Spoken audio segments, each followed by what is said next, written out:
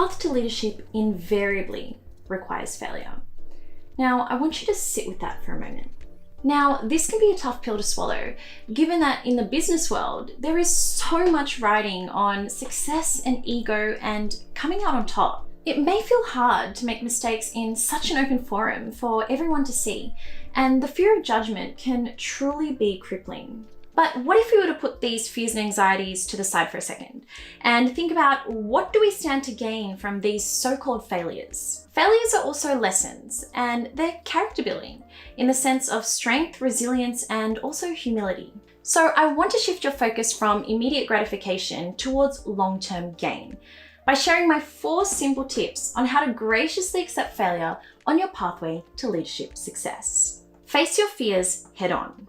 I know it can be easier to protect yourself from the things that make you uncomfortable. Maybe it's your fear of failure or judgment, or maybe you just really hate conflict and will avoid it at all costs. Or it could even be just a basic lack of trust. However, creating a safety blanket around you from the things that challenge you will mean that it will always have a sense of control over you and your life. You are allowing your fears to compartmentalize you within its boundaries, meaning you won't be able to move past it and into your full potential. And if you allow your fears to paralyze you into inaction, then you will never get to experience the taste of success. Therefore, you must grow the courage to face your fears head on. Courage is not the absence of fear, but the judgment that something else is more important than one's fear. Are your fears more important than your quest for leadership? You decide. Put your ego to the side. Ego can be a sore topic for many. It has several negative connotations related to being conceited or boastful, arrogant, or self-serving. You've got a big ego, I believe is how it's commonly used. However, psychologists use the term very differently. We all have an ego, and it's neither good nor bad.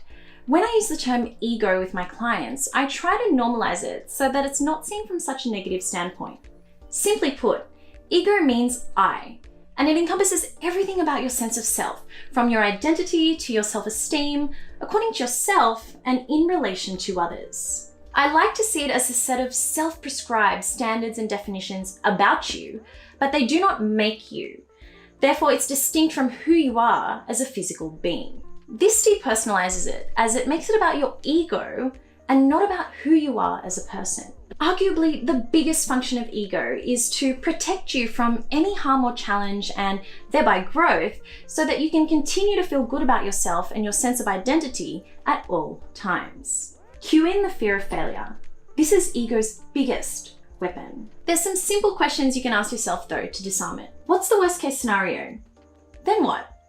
Is it really as bad as I think, or am I just catastrophizing? And remember, failure is just another lesson and a chance to grow. Choose end goal over immediate gratification. When we succumb to the fear of failure and fail to act, we're giving into our immediate emotional needs of avoiding the situation to feel safe. However, think of your end goal, leadership and career success. Weigh up the importance of your emotional needs with your long-term career goals of achieving success in your business or profession. Use this perspective as ammunition to counteract that fear of failure the next time it creeps up. Dust yourself off and try again. Remember, there's always a second chance for those who are genuinely wanting to change and grow. When you fail, because it's gonna happen, just remember that another opportunity will always reveal itself in one way or another. As one door closes, another one opens. And guess what? I guarantee you, you will do better next time. The path to leadership isn't meant to be easy, but if it's truly what you genuinely desire, then the fight is worth it. The struggle, the challenges, the failures, and all.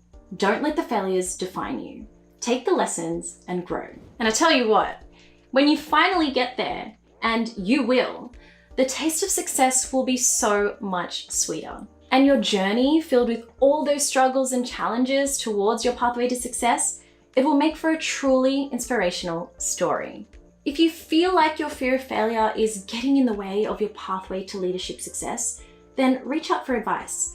We've all been there, even me.